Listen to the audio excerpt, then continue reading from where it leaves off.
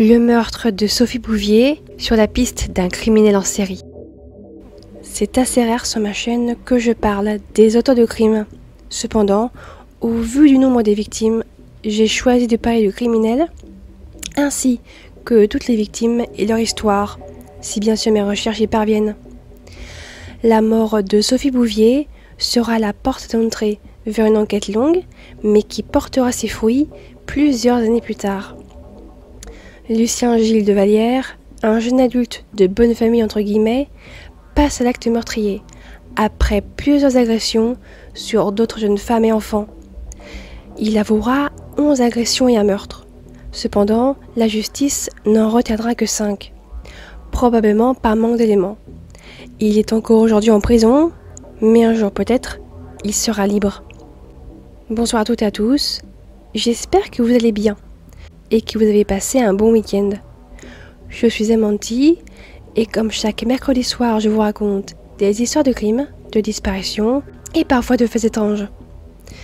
Ce soir, nous replongeons ensemble sur la trace de Lucien Gilles de Vallière.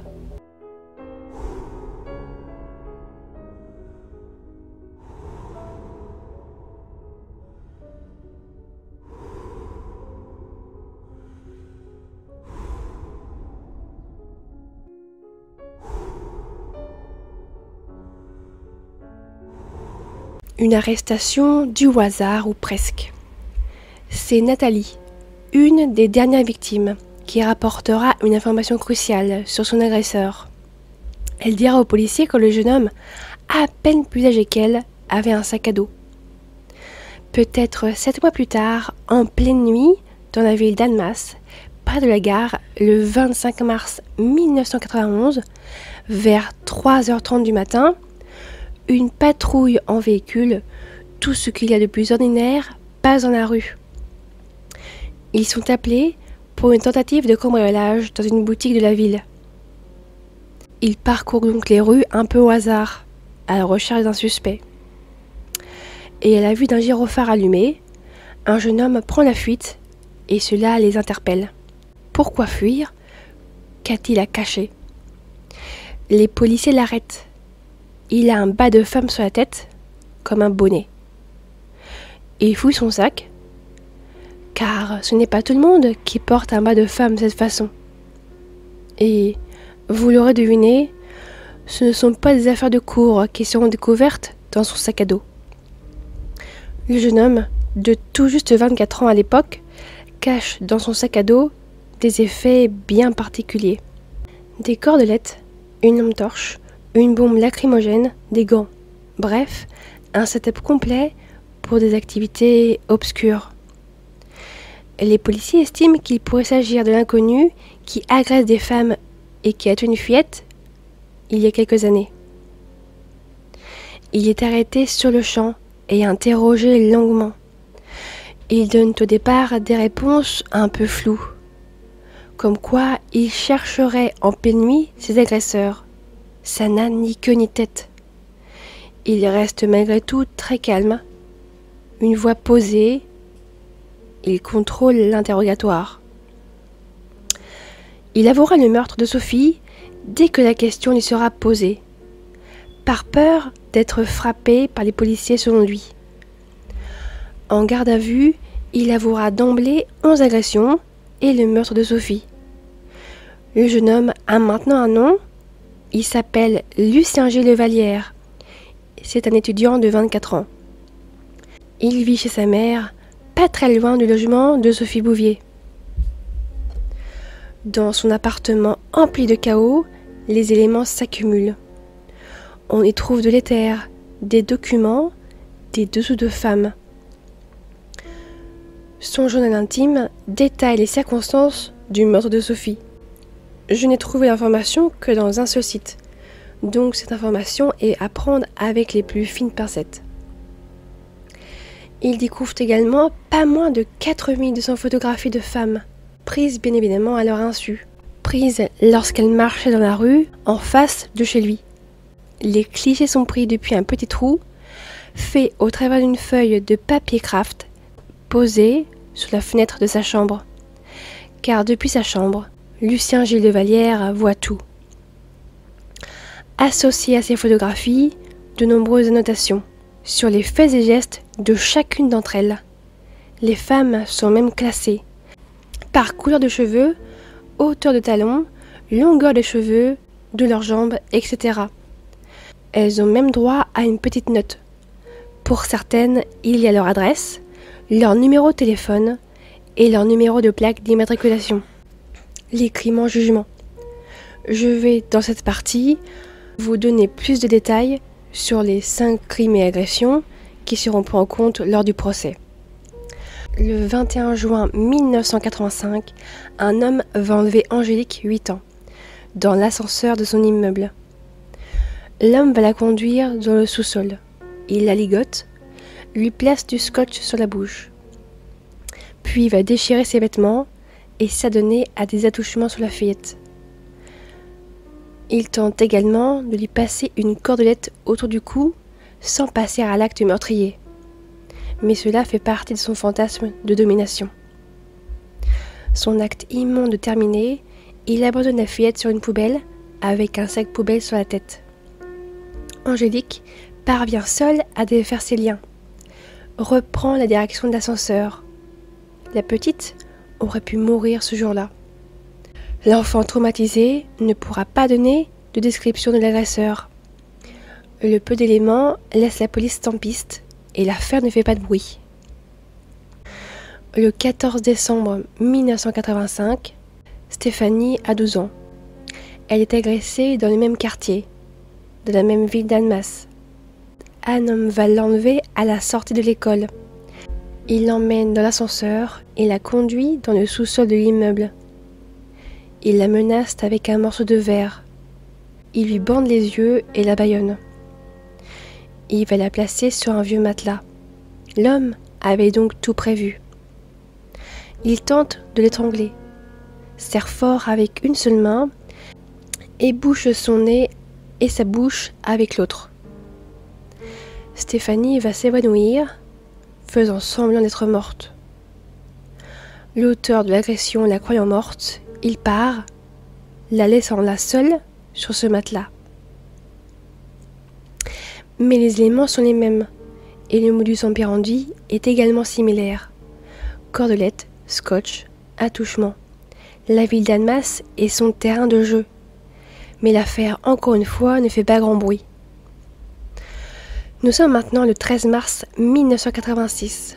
Ce jeudi, la maman de Sophie Bouvier, 10 ans, appelle l'appartement vers 17h. Elle veut être certaine que sa fille est rentrée en toute sécurité de l'école, car c'est sa première année en solitaire sur le trajet. Mais à 17h, Sophie ne répond pas. Sa maman rappellera plus tard. Après tout, que pourrait-il bien lui arriver? Car, rappelez-vous, à ce moment-là, les agressions d'Angélique et Stéphanie n'ont pas fait de vague. À 17h10, le frère de Sophie, Guillaume, et un de ses amis, Jérôme, se rendent à l'appartement. Ils ont beau sonner, Sophie ne répond pas. Guillaume utilise son double de clé. Les deux jeunes garçons entrent dans l'appartement étrangement silencieux. Ils voient sur une petite commode un coupe-papier. Étrange, car ce coupe-papier, ils ne le connaissent pas. Ils remarquent aussi de petites flaques d'eau sur le sol, mais n'y prêtent pas attention. Guillaume appelle sa sœur, aucune réponse. Il parcourt l'appartement à sa recherche et remarque que la porte menant à la chambre de sa mère est ouverte. Il décide donc de jeter un coup d'œil. Et stupeur, un homme plutôt jeune s'y trouve. Le jeune homme inconnu de Guillaume le voit, le regarde, sort de la chambre tranquillement, sans pression aucune, et demande à Guillaume s'il n'a pas vu sa sœur Sophie. À cet instant, le téléphone de l'appartement sonne. Guillaume répond, c'est sa mère au téléphone. Pendant ce temps-là, l'inconnu sort du logement tout tranquillement. Guillaume lui raconte avoir croisé un homme dans l'appartement et que ce dernier vient de partir. La mère lui demande si Sophie est avec lui. Guillaume la recherche, et ferait le tour de l'appartement. C'est lui qui découvre le corps de sa petite sœur dans la baignoire de la salle de bain. Sophie a les pieds ligotés par des cordelettes, la bouche couverte par du tissu, les poignets attachés par du scotch, le visage enfoncé dans l'eau. Sophie est inerte. C'est l'ami de Guillaume qui sort le corps de Sophie de la baignoire. Il lui retire son bâillon et ses liens, ou en partie. Les secours sont vite dépêchés sur place, mais ne parviennent pas à réanimer Sophie. Sophie, 10 ans, est morte noyée dans l'eau de la baignoire. Et l'auteur des faits est probablement ce jeune homme resté dans l'appartement jusqu'à l'arrivée de Guillaume et Jérôme. Le médecin légiste remarque des ecchymoses sur le corps de Sophie. La petite n'a pas été agressée, mais aurait subi des attouchements. Seront mis sous scellés et les cordes de rideau qui ont entravé ses chevilles, le caleçon qui a servi à la bâillonner, le ruban adhésif et le coupe-papier sur lequel une empreinte digitale partielle est découverte. Dans la salle de bain, il n'y a par contre aucune empreinte. Cependant, de l'ADN, inexploitable à l'époque, est retrouvé sur une serviette de bain. Le tueur a caché les vêtements de Sophie dans un placard. Ils ne seront retrouvés qu'une semaine plus tard, lardés de coups de couteau en forme de croix. Le meurtre de Sophie va marquer la ville pendant longtemps, et la famille de Sophie ne pourra jamais s'en remettre. Le meurtre de Sophie Bouvier va être relié à l'agression d'Angélique 9 mois auparavant, car il y a des similitudes troublantes, puis un lien sera fait avec l'agression de Stéphanie 3 mois auparavant. Grâce à Guillaume et Jérôme, un portrait robot du suspect est donné. Un homme mince, plutôt blond, pas plus de 30 ans, 1,80 m. Il porte également des lunettes monture en écaille. Il a la peau très claire et porte des vêtements démodés. Le 11 février 87, Guillaume croise par le plus grand des hasards le jeune homme qui était à l'appartement. Il a maintenant une petite moustache. Guillaume va tenter de le suivre, mais le jeune homme va le remarquer et prendra la fuite. Mais il est sûr que c'est lui. Il appelle la police, mais à leur arrivée, l'homme n'est plus là. Nous sommes en janvier 89. Sylvie a 15 ans. Elle rentre chez elle un soir de janvier 89 vers 17h30. Sur le point de rentrer chez elle, au 5e étage d'un immeuble, elle est agressée par un homme au visage masqué, sans trou pour les yeux ou la bouche, alors qu'elle rentre la clé dans la porte de l'appartement. Il la propulse dans son appartement. L'homme ne lui a pas parlé et porte des gants et avait dans sa possession un flacon contenant un liquide blanc. Elle crie, il prend la fuite. Il n'a laissé aucune empreinte et s'est montré très discret. Il était caché dans l'ombre à attendre Sylvie dans un petit local technique. Nous sommes maintenant en août 90. Nathalie, la dernière victime donc, a 21 ans. Elle rentre chez elle vers 1h30 du matin. Elle rentre de soirée et s'est un peu perdue à Annemasse. Elle traverse un pont qui surplombe la rivière Larve. C'est là qu'elle est attrapée par un homme qui lui fait respirer du chloroforme. Il l'entraîne sur les berges du fleuve ou de la rivière. Il la ligote comme à ses habitudes et la déshabille sous le pont, histoire d'être discret. Nathalie se laisse faire, entre gros guillemets, c'est plutôt la peur qui la pétrifie. L'inconnu tente de l'agresser et n'y parvient pas.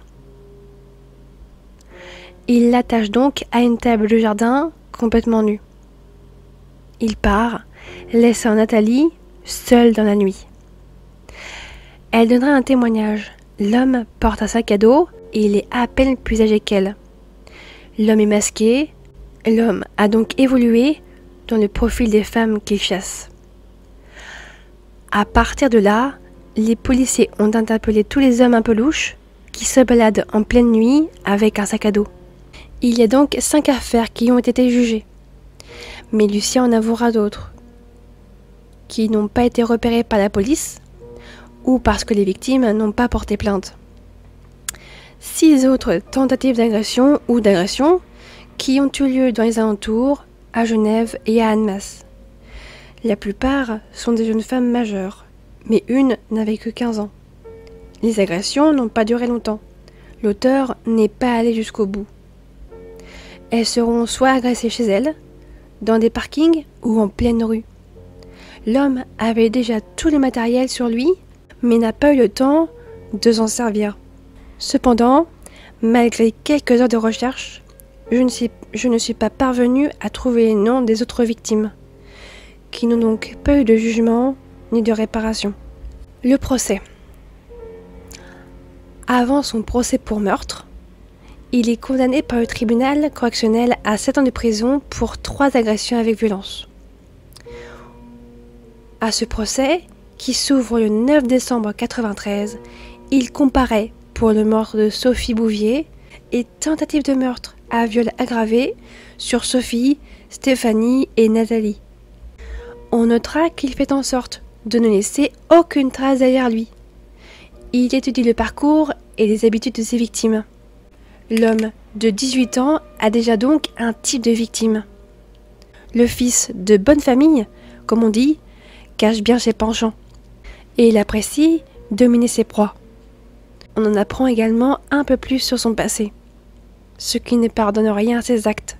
À ses 9 ans, Lucien subit une agression du même type que son mode opératoire. Un homme l'aurait entraîné dans un sous-sol d'immeuble et l'aurait contraint à certaines pratiques qui ne sont pas de son âge. Ses parents étaient au courant, mais n'ont pas porté plainte. Après l'agression, Lucien commence à se déguiser en fille et se balade la nuit pour se faire chasser comme il dit. Il cache ses vêtements de fillette dans une malle. En grandissant, il passe des vêtements de fille à ceux de femme. Mais un jour sa mère découvre ce secret et jette tout, sans chercher l'origine de la situation. Il explique à l'instant même être passé de la proie au chasseur, voulant soumettre des femmes et des fillettes à ses pulsions. Au procès, il donne le déroulé des faits des 5 agressions pour lesquelles il a été reconnu coupable avec une précision sans faille. Il donne des détails très précis quant aux actes commis et aux heures, apportant des éclairages sur sa façon de faire. Il raconte tout cela avec une grande précision, mais d'une distance et d'une froideur extrême, sans éprouver quelconque compassion pour ses victimes. On apprend qu'il chasse, sac à dos et roller aux pieds. Il va entrer dans les détails sur la mort de Sophie Bouvier. Il l'a choisie, séduit par sa beauté et ses beaux cheveux blonds. Il la rencontre à peine 10 jours avant de passer à l'acte. Il prépare tout à l'avance. Il l'enlève à la sortie de l'école. Sophie, pétrifiée, ne réagit pas. Pour la noyer, il met son pied sur le thorax de la fillette. Pourquoi l'eau, lui demande-t-on? C'est un fantasme. Les corps féminins mouillés l'émoustillent. Lucien avait tout juste 18 ans lorsqu'il tue Sophie 10 ans. Il est donc sur le point, quelques mois plus tard, de passer son bac. Le jeune homme menait par la suite une vie étudiante banale. Entre ses études de chimie, sa passion pour l'informatique et les petits amis qu'il a eus également.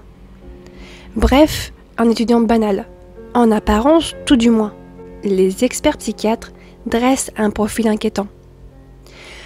Le jeune homme est très distant sur le plan affectif, d'où le peu d'empathie pour les jeunes femmes ou filles qu'il a agressées ou tuées. Il n'exprime aucun sentiment de culpabilité.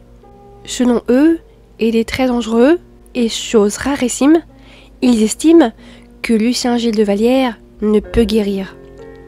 Après 5 jours de procès et 2 heures seulement de délibération, en prenant en compte le passé traumatique de Lucien, sans oublier ses actes pulsionnels, le jury tranche. L'homme de 26 ans n'est pas prêt de sortir de sa cellule. Le 12 décembre 1993, Lucien Gilles de Vallière est condamné à 30 ans de prison, dont 22 ans de sûreté, fini donc depuis 2013. Il a eu 55 ans. Il fera depuis 2013 plusieurs demandes de libération conditionnelle qui lui seront toutes refusées.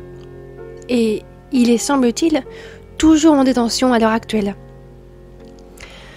Je vous propose 2 ouvrages. Dans le ventre du loup, d'Héloïse Gay de Bélissen, qui raconte le meurtre de Sophie Bouvier, et l'ouvrage de Jeanne Kenney-Fischer, Mais comment pouvez-vous les défendre, qui semble très intéressant. Aujourd'hui, Lucien Gilles de Vallière semble guéri de ses pulsions. L'homme incurable, selon les experts du procès, pourrait ne plus avoir de pulsions et pourrait un jour sortir de prison. Si vous regardez les reportages sur le sujet de Lucien Gilles de Vallière, vous entendrez souvent parler de pervers. Ce terme définit simplement des conduites sexuelles déviantes, sadisme, masochisme, exhibitionnisme, etc. Mais il y a une autre définition, celle d'une personne qui cherche à avoir l'emprise sur l'autre, le plaisir de détruire l'autre, sur le plan tant psychique que physique. Je ne sais pas si dans les reportages, un des 2 sens ou les 2 sens ont été utilisés pour définir le comportement de Lucien Gilles de Vallière.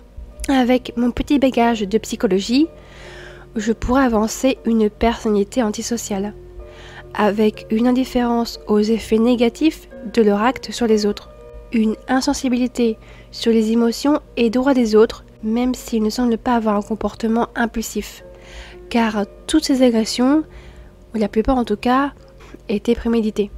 Par contre, je reste certaine qu'après son agression à ses 9 ans, il s'est clivé. C'est différent du trouble dissociatif de l'identité. Pour plus de précisions sur le TDI, je vous invite à vous rendre sur la chaîne YouTube The Peculiar Club, car touchée par le TDI, elle en parle beaucoup mieux que moi. Je vous mets en lien une des vidéos où elle en parle. A contrario, dans le clivage, il y a un côté qui vit dans la réalité et qui se souvient, et un côté qui vit dans le déni total, que l'agression qu'il a eue à 9 ans par exemple n'a pas eu lieu. Le moi donc est coupé en 2. Cela pourrait expliquer certains de ses propos au cours du procès, où il avait la sensation de ne pas être là. Le clivage est un mécanisme de défense qui permet à une personne de vivre normalement entre guillemets sans ces traumatismes. Je vous remercie d'avoir regardé cette vidéo jusqu'au bout. N'hésitez pas à partager votre avis en commentaire. Je vous donne rendez-vous samedi soir pour les actus de la semaine. Portez-vous bien, prenez soin de vous et de vos proches, et surtout, n'oubliez pas,